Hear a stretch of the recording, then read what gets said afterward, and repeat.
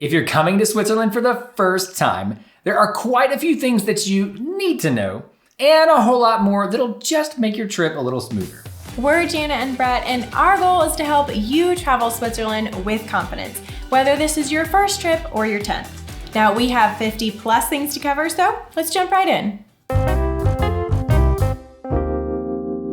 Switzerland is a landlocked country in Central Europe bordered by France, Germany, Austria, Liechtenstein, and Italy. Though it's not bordered by an ocean or sea, it does have two large lakes on opposite corners of the country. Because of its location, a Swiss vacation pairs well with any of those countries along the border. We always say that a trip to Switzerland and Italy or to Switzerland and France is like the perfect match because one country offers you endless natural beauty and the other is like a foodie destination. But of course, any combination of those countries makes for a great European vacation. The vast Swiss train network, which we'll talk more about later, makes it super easy to cross borders without having to hop on an airplane. And speaking of borders, Switzerland is not in the EU, but it is in the Schengen area, which is a group of 27 European countries that allows people with a valid visa to travel through any of those countries for up to 90 days. And in most cases, once you're in the Schengen area, you will not need to show your passport in order to cross borders by land. Although, of course, there can be exceptions. The US is what's known as a visa-exempt country. And so if you're from the US, your passport is your visa. And there are currently no other special requirements to enter the Schengen area. Just make sure that your passport will have at least 3 to 6 months of validity once you'll leave Switzerland, just to be safe. Starting sometime in 2025, there will be a new entry requirement for all non-European visitors to Europe called the ETIAS application, which is basically a travel security program used to check criminal records. Now, it's actually already been postponed a few times, so we'll see if it's even implemented by then. But it's supposedly going to be very quick, will only cost a few bucks, and can be completed online. Practically, the biggest difference you'll notice from Switzerland not being in the EU is that they use a different currency, the Swiss franc instead of the euro. I think the Swiss franc is more beautiful and fun than the euro anyway, but maybe I'm just partial. Just keep in mind that Swiss francs will not work in the other European countries, although it is the official currency in Liechtenstein, so if you're also traveling there, that's a bonus. However, your euros may actually work in Switzerland. Some Swiss shops allow you to pay in euros, but usually the exchange rate is not favorable, so have some Swiss francs just in case. You can order cash in advance or change money at a currency exchange counter when you arrive, but these are usually a lot more expensive than the actual exchange rate. So we suggest bringing a debit card and getting cash from an ATM. While some banks will charge fees for this transaction, many don't. And even if they do, you're still better off using a debit card at an ATM than using the currency exchange counter. Honestly, your cash needs should be pretty low in Switzerland since credit cards are widely accepted. We usually recommend 100 Swiss francs per couple for a 1-week trip. You'll really need cash for those mountain huts or farm fridges that we love so much, and in that case, 100 francs might even be more than enough. Speaking of credit cards, bring 2 non-American Express cards. Visa and MasterCard are much more widely accepted than American Express, and we say bring 2 cards just in case one doesn't work for some reason. Most companies don't require you to let them know about international travel, but we do suggest notifying your bank if you plan to use your debit card just so it won't get flagged. If you can, bring a credit card that does not charge foreign transaction fees, which can save you around 3%. And if you're a US resident, look into travel credit cards to earn points and miles before, during, and after your trip. You can find our personal favorite travel credit card recommendations on our website. Now, all this talk about money raises a very important point. Switzerland is expensive, but it doesn't have to be. According to the 2019 Travel and Tourism Development Index, Switzerland is one of the least price competitive countries. That's just a fancy way to say expensive. But that's why we're here to help you travel Switzerland with confidence and to minimize your budget. So keep watching all 50 plus of our tips to learn how to save money, plan better, and maximize your Swiss vacation. By the way, here are 3 steps to make the most of this info as you plan your trip. Read our blog post, which is loaded with links and recommendations to help you act on what you're learning in this video. Buy a done-for-you Swiss itinerary for the destinations you're planning to visit or to make sense of the wacky world of Swiss transportation. And if you'd still like more personalized help, book a Swiss vacation consultation with us. And that's how to travel Switzerland with confidence in 3 easy steps. Switzerland has 4 national languages, but don't let the word national fool you. Each one is used in different regions. German is most extensively spoken. French is mainly spoken in the east, the west. Italian in the south, and Romansh, which only has about 40,000 speakers, mainly in the southeast. Will you be okay if you don't speak one of these languages? Yes, nearly everyone in the tourism industry in Switzerland speaks English. So if you have a question, someone should be able to answer your questions in English. But not every shopkeeper, and certainly not every local, will speak English. Plus, the locals love it when tourists make the effort to speak their language, so we encourage you to learn a few words or phrases. You can base that on which regions you'll be visiting, with hello and goodbye, please and thank you being the most important words to learn. But are you ready for a curveball? The German spoken in Switzerland is really Swiss German, and most native German speakers struggle to understand it. But don't let that discourage you. Most Swiss will understand you if you speak High German, even if their greetings and responses don't at all sound like the German you learned. If you're traveling to Europe, then you're already aware that you need a plug adapter. But be warned, the European ones do not always work in Switzerland. We learned that the hard way. Switzerland uses the Type J adapter, which is different from the rest of Europe. The European ones, Type C adapters, will sometimes fit in the Swiss plugs if the prongs are not too big or if the box is not too large. Otherwise, you will need another adapter to fit into the Swiss plugs. But before you go out and buy one, check with your lodging to see if they have any EU to Swiss adapters. If you do need to buy one, they're super easy to find at gas stations, grocery stores, and electronics stores, especially the ones in and around the train stations. Switzerland literally has the cleanest water in the world, as in it scored a perfect 100%. That's because 80% of the water in Switzerland comes from underground and the remaining 20% is taken from lakes. With that in mind, the water from the tap is literally better than bottled water, so bring a reusable water bottle here. By the way, we don't recommend drinking straight from streams or lakes, and before you drink out of a fountain, make sure it has that little sign that says it's potable. Jana always laughs when her mom texts and says, "Oh, it looks like you'll have rain all week, but we're standing outside under clear blue skies." That's because the built-in cell phone weather apps do a terrible job at predicting Swiss weather, especially in the mountains. Instead, we rely on Meteo Swiss and webcams. Here's our approach. A few days out, we check Meteo Swiss. This gives us a pretty accurate idea of what temperatures and general weather to expect. The day before, we check Meteo Swiss again. There's an app and a website, but we prefer the website because it just shows a lot more detail, like the expected minutes of sunshine or rain per hour. With this info, we can make a really good plan for the following day.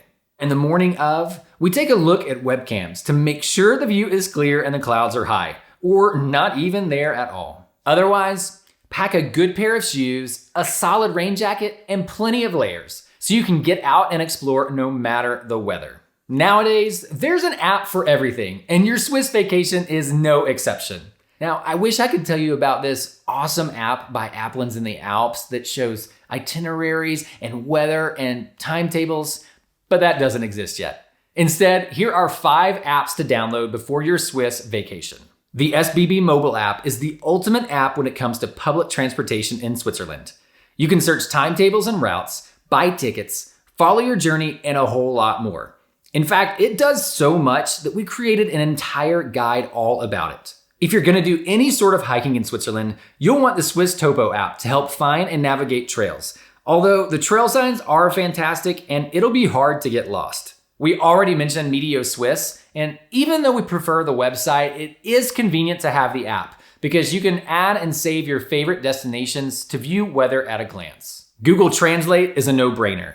Download languages offline so you can use the app even if you don't have data or Wi-Fi. My favorite feature is the camera that translates instantly. And finally, Google Maps is super helpful to know where you are, to find the names of train stations and bus stops, and to save the location of your hotel or Airbnb. Switzerland is consistently ranked as one of the safest countries in the world. The most common type of crime here is usually just tourists getting pickpocketed. Hey. So be aware of your stuff, especially in crowded areas. There are also sometimes accidents in the mountains due to the adventure activities, so don't underestimate the need to be prepared and aware of the elements even if you're just going on a basic hike. Hopefully your trip to Switzerland is as smooth as creamy peanut butter, but just in case, it's probably a good idea to put a few emergency phone numbers in your phone contacts. 112 is the most important emergency number that will connect you with an emergency operator. It works not only in Switzerland, but across all of Europe as well, even if you have a foreign SIM card or no phone credit. And if you want to be ultra prepared, 144 connects you to an ambulance and 118 connects you to the fire department. But for all non-emergencies, the pharmacy is usually a great place to start. When you think family vacation, you may not think Switzerland, but here's your cue to think again. Kids under the age of 6 can ride all forms of public transportation in Switzerland for completely free. And kids from the ages of 6 up to 16 can ride for 50% off. Unless you have something like the Swiss Family Card, in which case they can ride with you for completely free. Not to mention that everywhere has a playground. And these aren't just your standard swings and slides. We're talking about epic playgrounds with mazes, giant cows, steep slides, zip lines, tree forts, and hours of fun. Plus, lots of restaurants in Switzerland have a kids area with toys and games to help keep your children entertained, and of course, a kids menu as well. Overall, Switzerland is a great place to be a kid. It seems like public Wi-Fi is widely available throughout the US, from restaurants to grocery stores and even public parks. But unfortunately, we're not that lucky here in Switzerland. Thankfully though, a lot of our favorite local and touristy places are starting to pick up on that trend and offering Wi-Fi too. Of course, nearly all hotels and Airbnbs offer Wi-Fi, but it's not always available in cafes or restaurants or train stations. Sometimes it's available if you can receive a text, but you'll need a working cell phone plan for that. By far, the most convenient and cheapest option for cell phone data in Switzerland is an eSIM. Of course, you could always pay $10 a day to upgrade your current plan to an international one, but an eSIM is just cheaper, super easy to set up, and it covers nearly every country in Europe, including Switzerland. We've used Olafly eSIMs across Switzerland and have had a great experience and full coverage even in the mountains. And this is so much better than having to visit a local shop and swap out a physical SIM card. As a culture, the Swiss are generally very respectful, helpful, and polite, but not necessarily as outwardly friendly as some of the other European cultures. In order to experience their kindness, we recommend offering that same politefulness and respect. Greet them first before ordering food or asking a question. And when that greeting is in their local language, that often brings out even more of their warmth and helpfulness. Keep in mind that punctuality is a sign of respect too. If you show up 30 minutes late for your dinner reservation, rudeness is probably not the reason they gave your table to someone else. Just remember that you're a guest in a foreign country that might not function in all the ways that you're used to. Not so different from being a guest in someone else's home. We find that tourists who are curious and observant, not expecting everything to work just like in their home country, seem to have the best experience. And one of those things that is often different here, especially compared to the US, is the opening and closing times of shops and restaurants. 24/7 convenience is just not really part of the culture here. Many shops will close down for lunch and even shut down for the day by early evening. And it's not unusual either for cafes and restaurants and bakeries to close in the afternoon between lunch and dinner as well. Of course, in the cities, places are often open more or longer during the day compared to smaller towns and villages. But it's a really good habit to establish looking up the opening hours before you visit a shop or restaurant, especially if you have your heart set on that particular place. Okay, we're about halfway through our list so far, and I hope you have been jotting down so many notes as we go. Our goal is to help you travel Switzerland with confidence, and we want to make it super easy for you. So after you finish watching this video, head over to our blog to find even more details about everything we've mentioned on this list, including action steps and links to help you maximize your vacation planning process. While Switzerland is a pretty tiny country, there is a ton to see. So we recommend spending at least a week here. And that's not just because there's so much to see and do, but because a longer trip is also often a cheaper trip, at least in terms of your cost per day. Ideally, give yourself 8 to 15 days, which will allow you to explore a few locations well without wearing yourself out.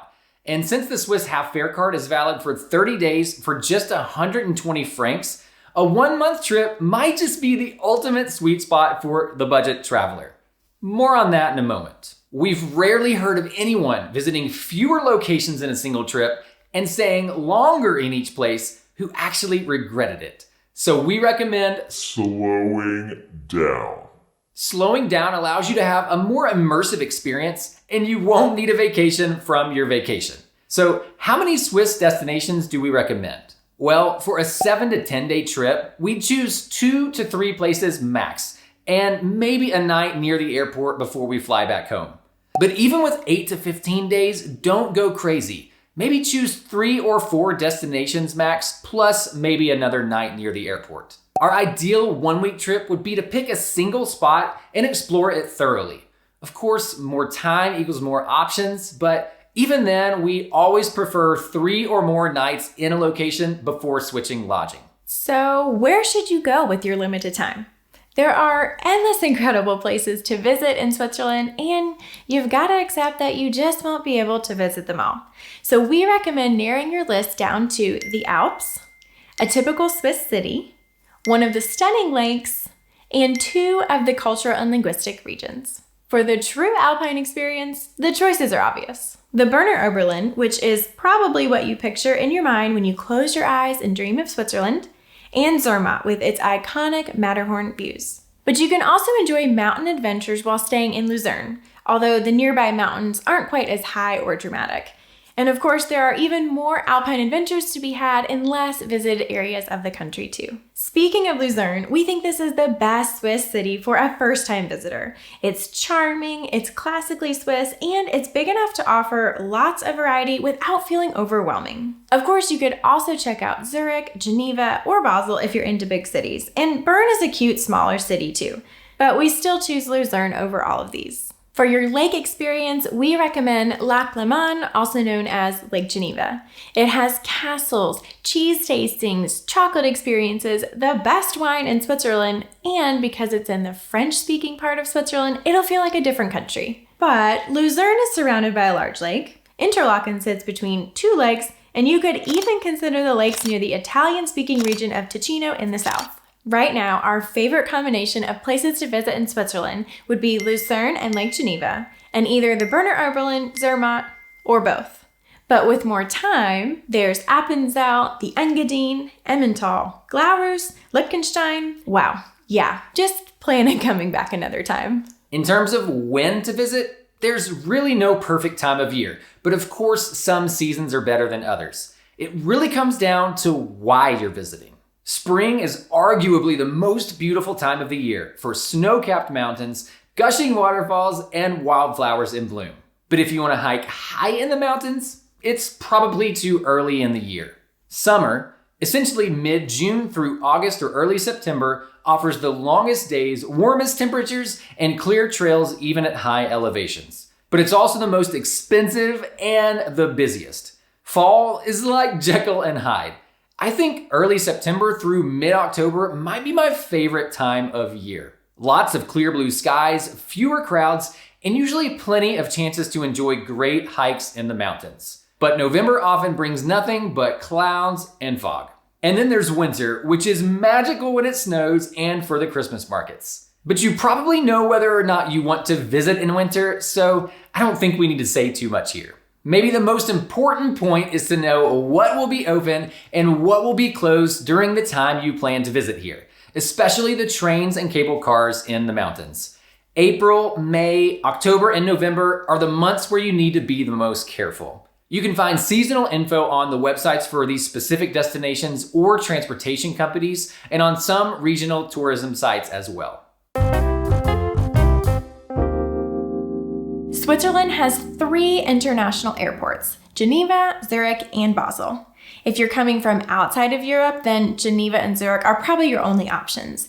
But if you're coming from within Europe, Basel is a really great choice that usually has more budget flights and carriers. By most standards, Switzerland is a small country. It's about 40% of the size of our home state of Tennessee. You can travel from Zurich to Geneva by train in just under 3 hours, and from Basel to Lugano by train in just under 4, which means that visiting multiple regions of this small country is very doable in just one trip. And since both international airports are on opposite sides of the country, consider flying into one and out of the other.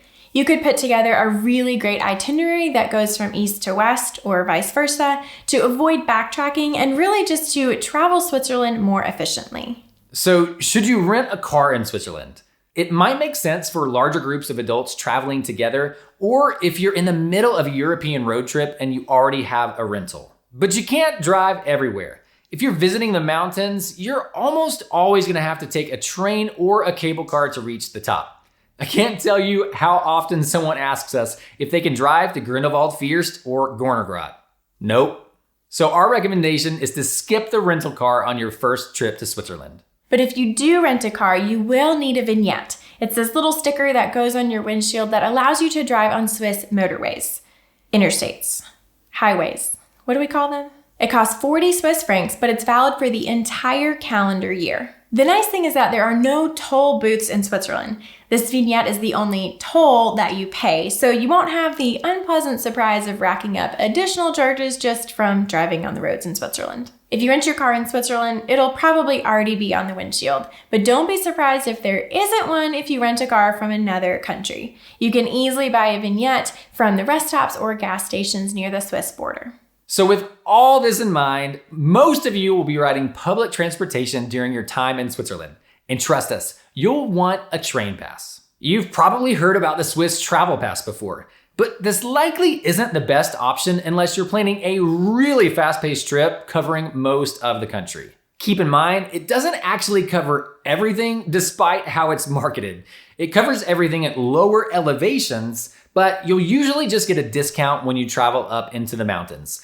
That's why we often recommend the Swiss Half Fare Card, plus one of the regional passes like the Berner Oberland Pass, if mountains are the main reason you're coming to Switzerland. You can buy passes online in advance, or when you arrive in Switzerland at an airport or train station. And prices won't increase as your dates get closer. Now, it's impossible to cover the wild world of Swiss transportation in under a minute, which is why we've covered this topic extensively in our other videos and resources. If you're not sure where to start, be sure to check out our Swiss Train Pass checklist to find out exactly which passes are best for your trip.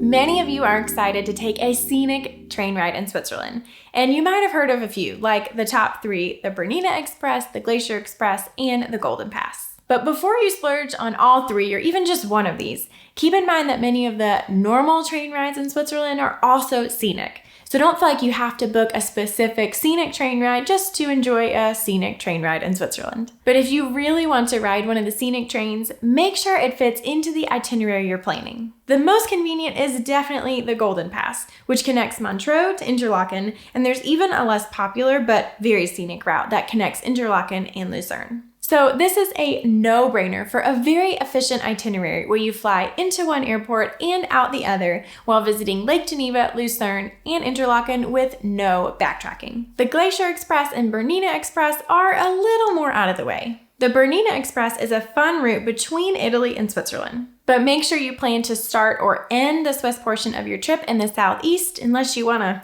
crisscross all over the country. As for the Glacier Express, make sure that you actually want to spend 8 hours on a train. You're going to be riding plenty of trains in Switzerland unless you're renting a car. Otherwise, this might be a bit much for you unless you're just really into the experience. And keep in mind that the most popular scenic trains almost always require you to book a seat reservation in advance, in addition to having a valid ticket or a train pass when you travel. In case you haven't heard, Switzerland offers endless adventure activities like ropes courses, canyoning, rafting, biking, paragliding, skiing, and so many more. We can already see you adding these adventures to your bucket list. But here's the thing.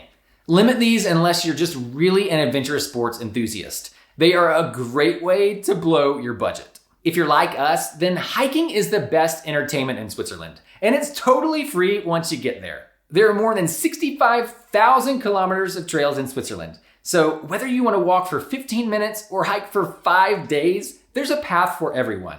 Yellow trails are the easiest, and you can walk these in plain tennis shoes. These trails often convert to pink trails in winter, which are also easy routes for a nice walk through the snow. Red and white trails are standard mountain trails that require a solid hiking shoe and average fitness. Well, average by Swiss standards, which means good fitness. Alpine trails are blue and white, and we don't recommend that you take these trails without a guide and proper equipment, since they often cross glaciers or snow or lots of really exposed areas. Hiking may be free, but what if you want to visit a museum or book a tour? Before you do anything, see if you're eligible for a discount. The Swiss Travel Pass and many regional passes offer free or discounted prices for museums and other activities. And guest cards, which we'll talk about in a later section, also offer free local transportation and discounts to nearby attractions. If you're booking a scenic train ride experience, you do need to make your seat reservations in advance, usually about 90 days out. But for other normal, non-scenic train rides, you do not need to book tickets in advance because the price will not change as it gets closer to the departure. For mountain excursions, we do not think it's worth booking a tour. Why? Well, because you can already reach the place by yourself using public transportation, and you can follow the trail signs and do your own hike on your own. You don't need a guide for that. But if you're eager for an outdoor adventure like the ones we mentioned earlier, then yes, absolutely book a tour with a guide. And the bookings tend to fill up really quickly, so it is better to book that in advance. We love to book through Get Your Guide because they have great prices and packages. Once you've chosen your destinations, it's time to start looking at lodging. And your most important choice will be between hotels and other accommodations like Airbnb. We prefer Airbnb when we stay in a single place for 3 nights or more, especially outside of the major cities. We like to snag discounts when we stay for a week, or even up to 40% off of stays 28 days or longer. A discounted Airbnb for a month, plus the half fare car we mentioned earlier. Now, those are the keys to a long and budget-friendly experience in Switzerland. But for short stays, you'll often save money by booking a hotel. For example, Hotel Card, which we use all the time, can earn you discounts up to 50% off the normal prices. And while there's a fee to become a member, most people recoup that with just a one-night stay. And you can save 30 francs on that membership by using our link. Keep in mind that you will always have to pay tourist tax when you stay in a hotel or Airbnb in Switzerland. This usually costs 2 to 6 francs per person per night in addition to the cost of your lodging, although sometimes it's cheaper for children. Airbnbs often ask that you pay this in cash, but at a hotel, you can usually pay this on a credit card. But that tourist tax will sometimes get you a complimentary guest card when you stay at an Airbnb or a hotel in Switzerland, depending on the destination. Although, I guess it's not really free if you paid for it. Often, this covers free local transportation and discounts to nearby attractions, but this varies from city to city. In our opinion, the best thing about guest cards is the free local transportation. Just remember that local really means hyper-local, and this guest card will not replace your need for a train pass. If you're trying to save money and are willing to forego a little convenience, you'll often find cheaper lodging prices just outside of the main areas. That could look like finding an Airbnb that's a 10-minute walk from the train station instead of right next door, or a smaller village near a larger one. Especially if you're staying in an area that offers a local guest card, you might be able to stay like 1 train station or bus stop away from the main area you want to explore for a much cheaper price, and enjoy free rides covered by the guest card. But the number one way your lodging will save you money has nothing to do with location. So let's talk about food. Food in Switzerland is more expensive than the 30+ countries we visited in Europe. The quality is great. We just don't consider it to be a good value, especially in German-speaking Switzerland, where the options just aren't as varied or interesting as you'll find in the French and Italian parts. So try to book lodging with a kitchen. Eating in your apartment instead of a restaurant will save you so much money. In fact, the savings might literally be enough to pay for your lodging. And if your trip also is taking you to France or Italy, then you'll have a little extra food budget to spend in those countries too. Shopping at the grocery store is both a budget-friendly experience and just a fun travel experience. Aldi and Lidl are the cheapest grocery stores in Switzerland, but they're both German companies, so not many of the Swiss shop there. Migros and Coop are the biggest supermarkets in Switzerland, but we find them to be just a little bit more expensive. Of course, if you can shop the store brand or find things on sale, then you can get some pretty good deals. Finally, if you just do not want to cook on your vacation, that's okay. The grocery stores have tons of to-go food and takeout options too. Especially in the bigger grocery stores, there's a lot more variety, so you will not find yourself eating the same thing over and over again. You can also find Swiss brands plus local and regional products to make any trip to the grocery store a special experience. Speaking of special food experiences, those don't have to happen in a restaurant.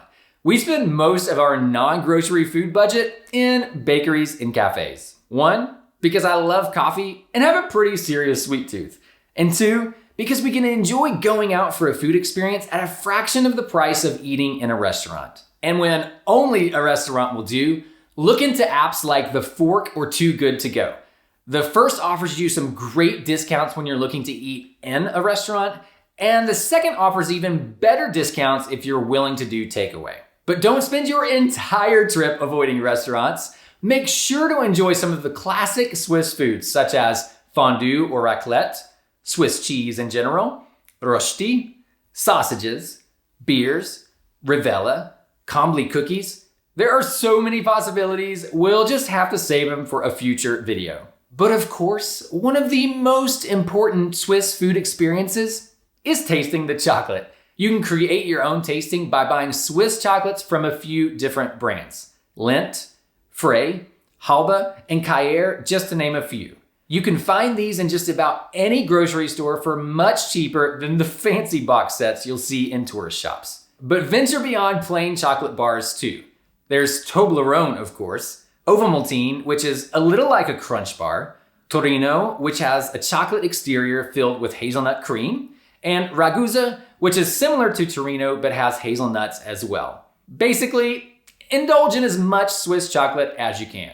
We definitely recommend making dinner reservations, especially if there's a specific restaurant you want to eat at.